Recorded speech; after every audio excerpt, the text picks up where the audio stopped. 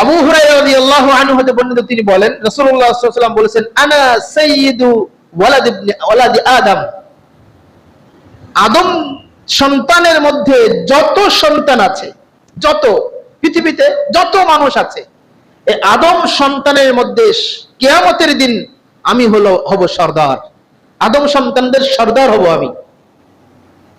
ওয়া আউয়ালু মান ইয়ানশাক্কু আনহুল কবর, কিয়ামতের দিন সর্বপ্রথম আমি কবর থেকে আমাকে উঠানো হবে।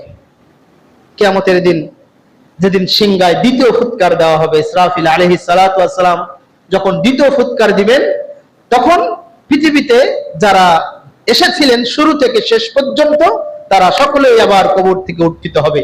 যিনি সর্বপ্রথম উত্থিত হবেন, কবর থেকে যাকে উঠানো হবে, তিনি হলেন মুহাম্মদ রাসূলুল্লাহ সাল্লাল্লাহু আলাইহি ওয়াসাল্লাম।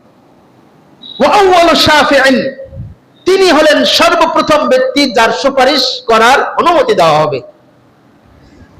ওয়া আউয়ালু মুশাফফাইন, আর তিনি হলেন সর্বপ্রথম ব্যক্তি যার সুপারিশ কবুল করা হবে। সুবহানাল্লাহ। অন্য একটা হাদিসে আল্লাহ রাসূল সাল্লাল্লাহু আলাইহি ওয়াসাল্লাম বলছেন, জান্নাতের কড়া প্রথম যিনি নাড়বেন তিনি হলেন মুহাম্মদ রাসূলুল্লাহ সাল্লাল্লাহু আলাইহি ওয়াসাল্লাম।